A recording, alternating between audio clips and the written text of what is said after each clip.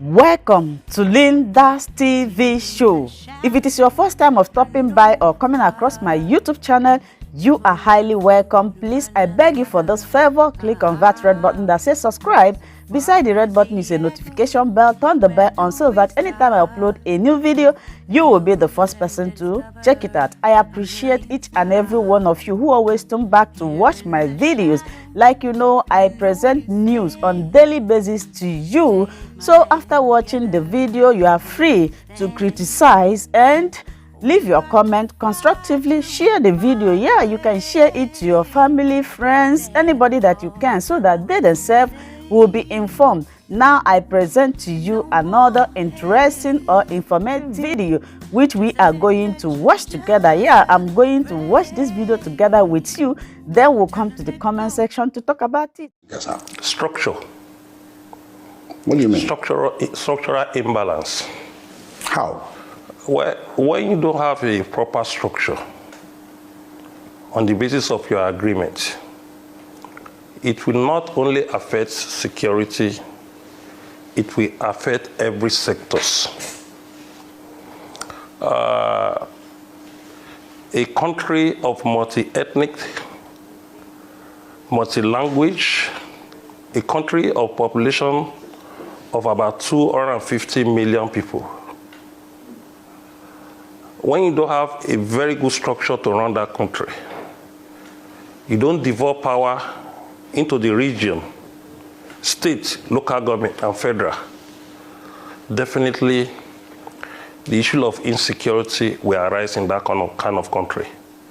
A country that their population is now up to 3 million can run unitary system government successfully, in as much that the ethnic nationalities of that country is now up to 10.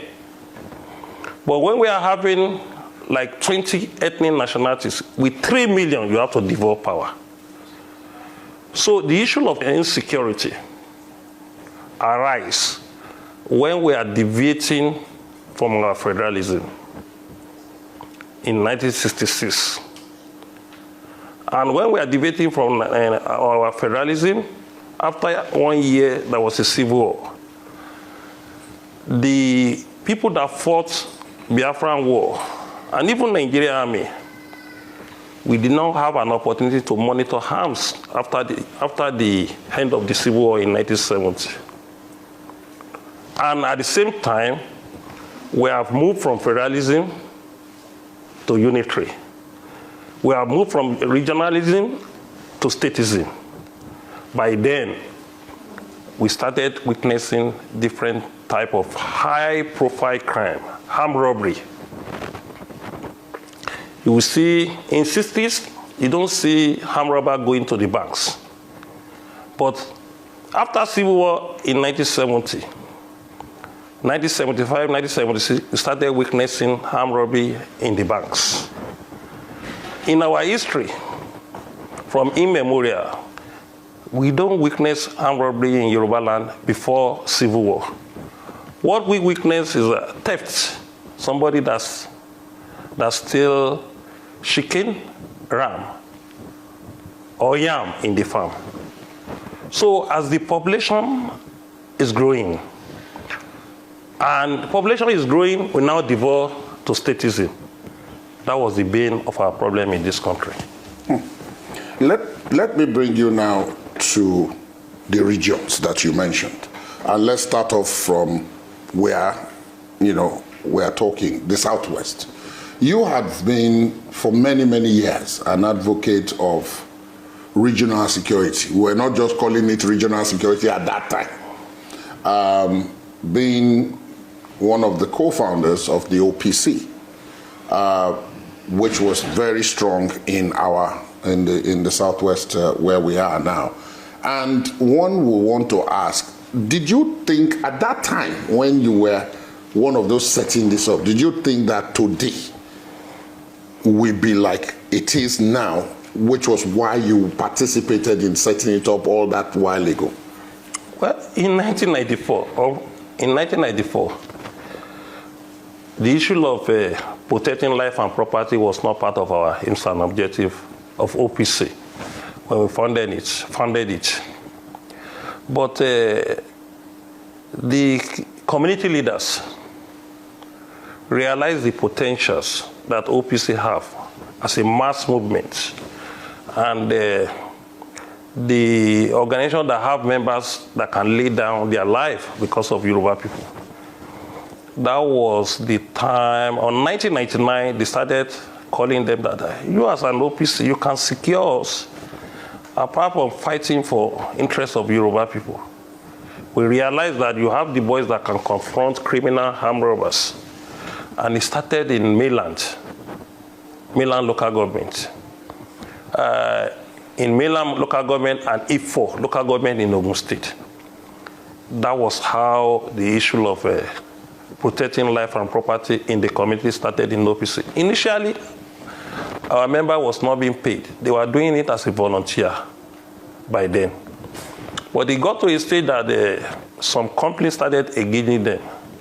And the company decided, we will pay you if you can secure us. So that was the time it now become more commercial. And we realized that the government security agents were not convenient with the activities of our group in terms of popularity. And when we gauged the problem we're having in the organization, we decided in National Coordinating Council, the issue of security will not be coordinated by the leadership of the organization. Individual leader or members who want to involve in security should do it at his own business. It's our own risk. That was the reason that you will realize that we couldn't dip into the issue of security as an organization. And we don't want to deviate from the original objective of the organization.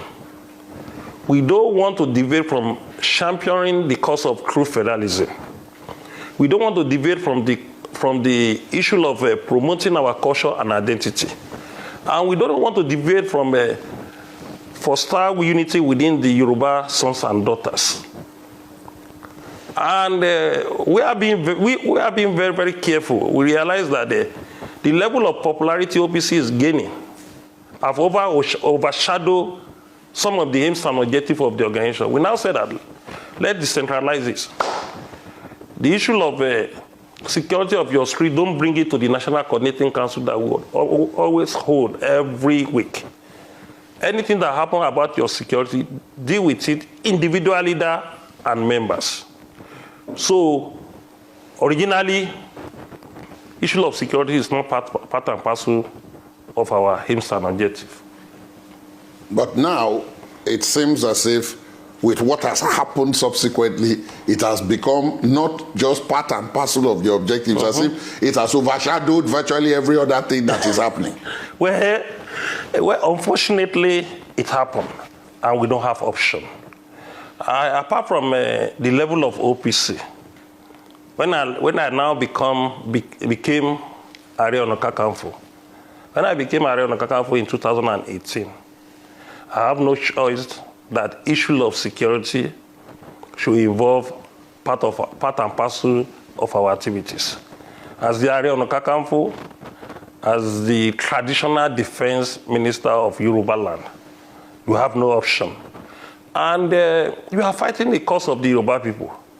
You have to move to what your people want from you. What your people want from you that give you more prominent and relevant. You have to move to it. Move into that kind of activities so that you can gain relevance, you can gain an acceptance. That was one of the reasons that we don't shy away. But we have saw a lot on the issue of insecurity. That was one of the reasons that we are being careful. Some people that don't know how governance work, that don't know that there is still law and order in a country. We are not in the stage of anarchy. When we are in a stage of anarchy, you can move and operate without the approval of the government. You can move and operate in any community without the approval of the Oba of the community. But when we have a constituted authority, like there was a statement that in the forest close to Ife, the terrorists have converged in that place, and anytime they can strike.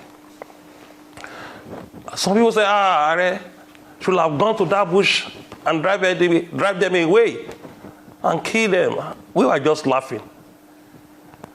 Our antecedent did not encourage that. When you decided to go to some community without synergy with the police, without an agreement with the elders and chief of that community, you will run into trouble. Even though you have a very good mission, even though you want to sanitize that community or that street for them, or that landlord association, without the support of the landlord association. Sometimes it got to a stage, you have an agreement with the landlord association.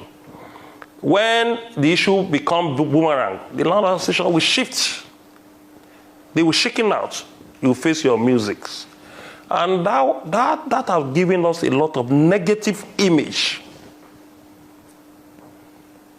Negative image. And Yoruba always say, Orúkọ rere ó sàn ju wúrà àti fàdákà lọ.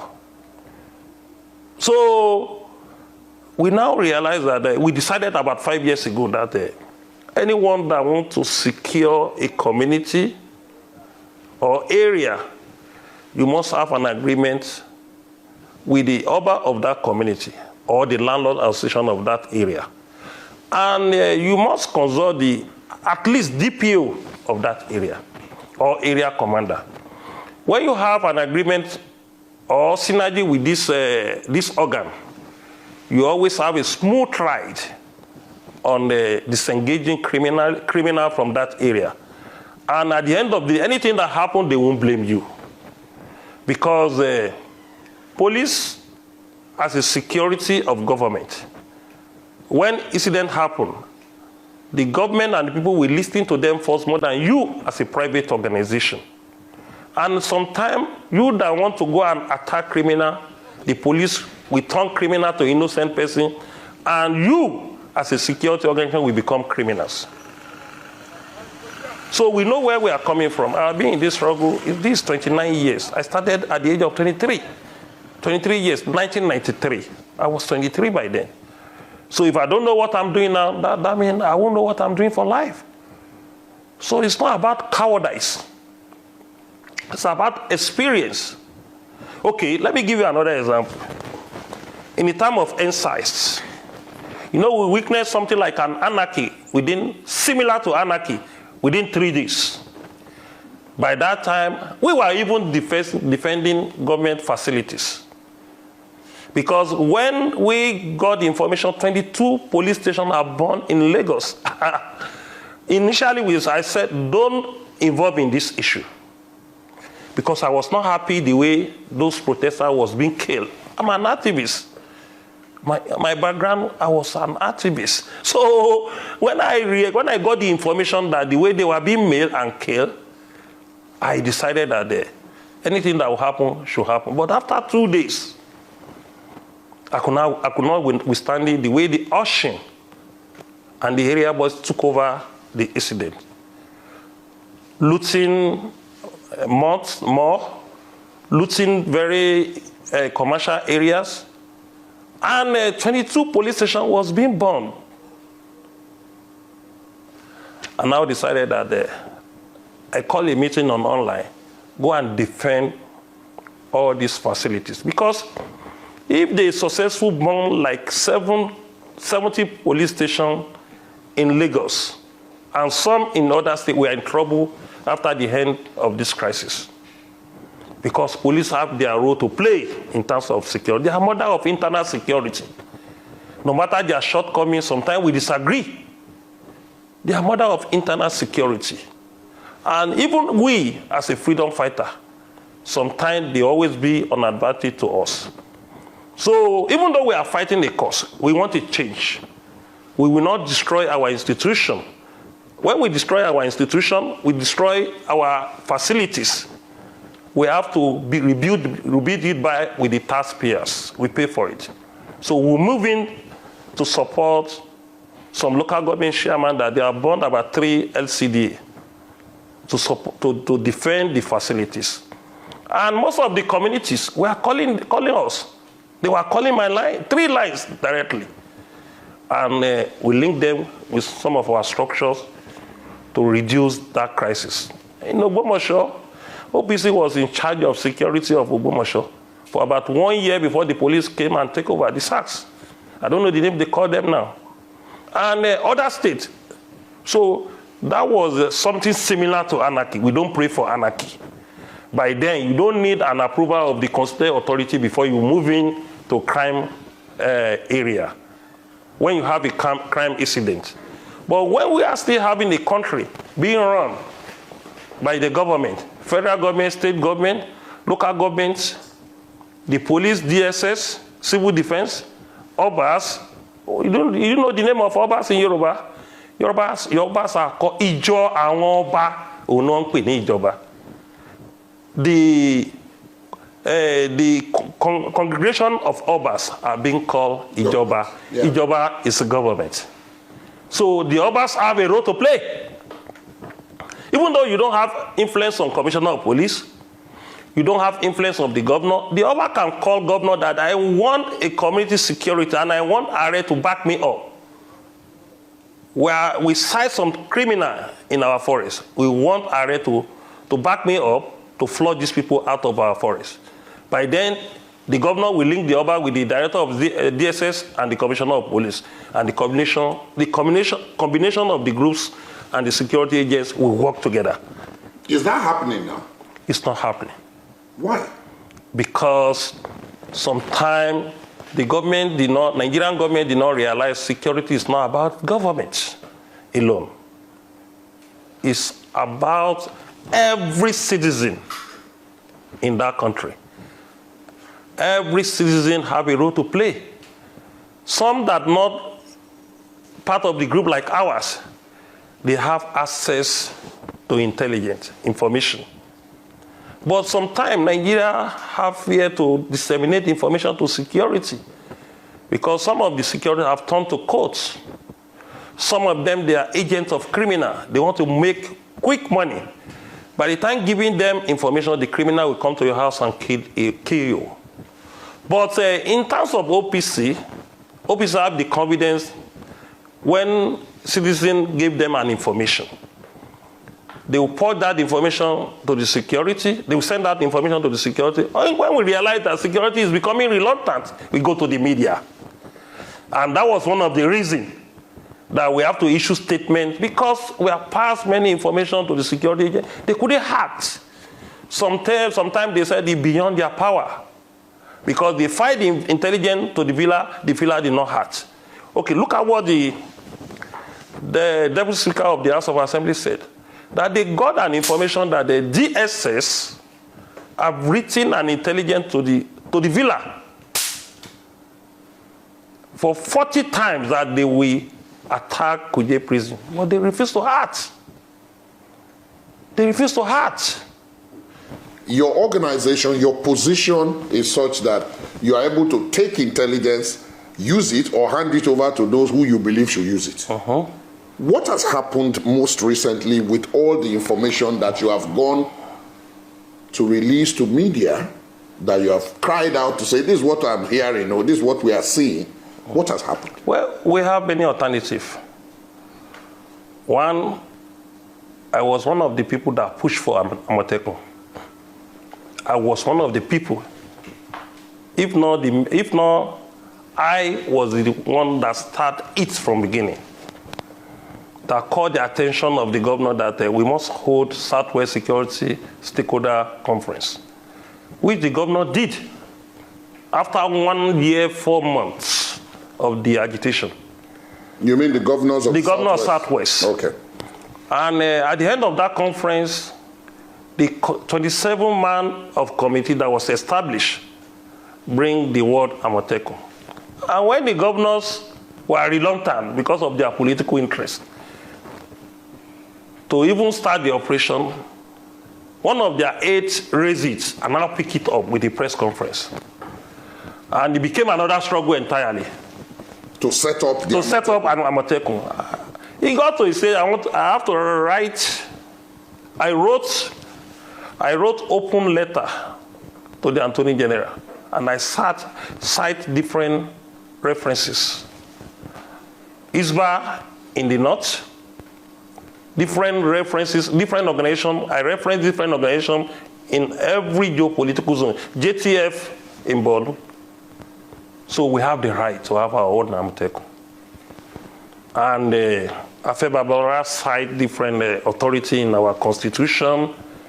Many lawyers in the Southwest, our people in diasporas came on board. Even Wole Soyinka issued a statement regarding that. That was what led to Amotekun. When they were trying to legislate it, the open hearing, 3 state government invite me at the same time. I attend Lagos State sitting. I sent some of my chiefs to 2 states to represent me. That will show you the process of Amotekun. And the governor did very well, to the extent that about 60% of the Amotekun were OPC members, recruited. OPC, either through us or through the Oba of the community. So they already had previous experience with intelligence? We have alternative on that ground. We, the Amotekun, are trying. You can see what they are doing. In about 2 weeks ago, you will see what Amotekun is doing in their own level. Even I got from the inside information, the suspect that attacked Catholic Church in Owo was the combination of Amotekun and DSS with the Nigerian Army.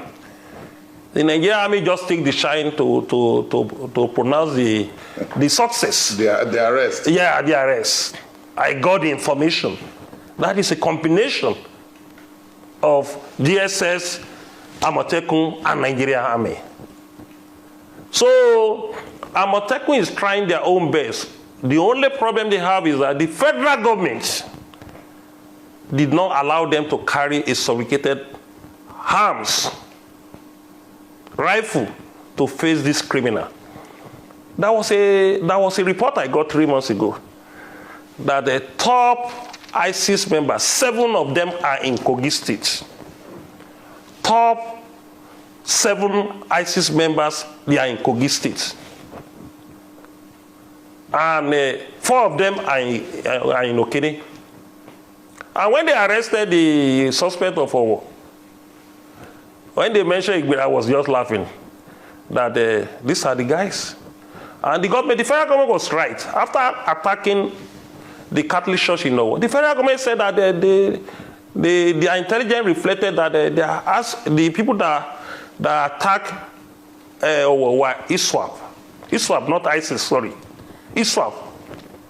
So we have some ISWAP in between Kogi State and the north, and that was paid to attack Yorubaland. When you see the attack in that church, it's highly coordinated.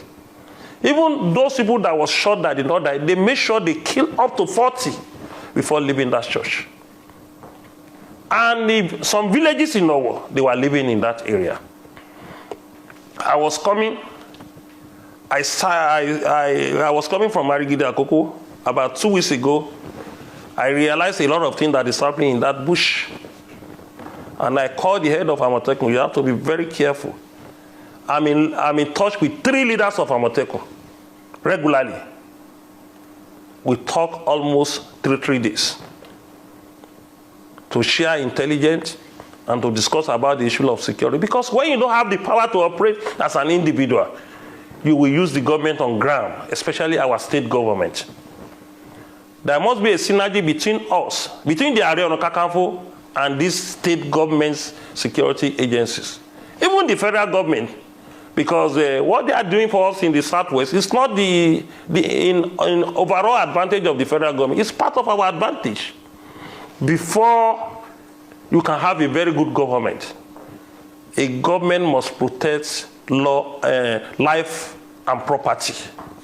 The government must protect life and property, which is the #1 responsibility of any government. And you as a citizen, even though I'm not being paid by government as the RR0R Kakanfo, but there's an honor behind that. There's an history backing that chieftaincy position. Yoruba call it a traditional generalismo. So I must play my own role. I've been playing it. And that was what led to the recognition of giving me that chieftaincy position. I will continue to play my own role. Talking of Lagos, in your station, you'll be held responsible. You have to sanitize your park. Okay, you are referring to the transport. Transport owner, yes. National Union of Road Transport and Road Transport. They have to call them and hold them, give them the responsibility. We will hold you responsible to any crime that happens in your park. When it's a situation of thefts in the traffic, people will knock your window, threaten you, collect your mobile phone, laptop, collect your money. The National Union of Road Transport and Road Transport should play a role in terms of security. Part of their member should work as a security to secure the communal, those that travel from that park to various destinations. The destination they are going must be secured by the union. You give the union responsibility. You cannot be making money without providing security with the money. You can't be giving us that is a flaw on the issue of security in your park. You are in charge of that park. You are the chairman. So security department must be in every park. There must not be an information that somebody take my wash in your park. You have to be held responsible. Like what is happening in the north now. Any emir that make terrorists as a chief or that connect with the terrorists will be removed. You can see when the governor bring the policy in about 3 states in the north, the issue of terrorists come down drastically. So the institution behind that area must be held responsible. Even the Oba that did not report the terrorists in his own domain. My wonderful people, thank you so much for watching this video together with me. I appreciate your massive support in this channel. Like I said before, if it is your first time of stopping by or coming across my YouTube channel, you are welcome. Now that we have finished watching this video together, you saw me sitting there watching it together with you. I appreciate you. Let's go to the comment section to talk about it. If it is your first time, subscribe, put on your notification bell. That notification bell is very, very important because it will enable you to know when I upload a new video. I will meet you guys again in my next video. I appreciate your massive support. Remain blessed. Bye-bye.